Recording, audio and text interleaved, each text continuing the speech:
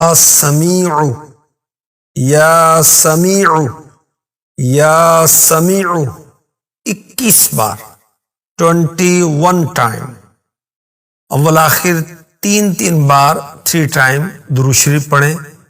مریض کے دونوں کانوں میں پھونک ماریں، انشاءاللہ الکریم کان کے درد سے چھٹکارا ملے گا۔ مدت علاج تا حصول شفا۔ چھینک آتی، جب چھینک آئے تو ہم اللہ کی حمد کریں۔ کس طرح کہیں؟ الحمدللہ۔ اور اگر یہ کہیں الحمدللہ رب العالمین اور بھی بہتر ہے۔ اس سے بھی بہتر ہے کہ ہم کہیں الحمدللہ رب العالمین علی کل حال۔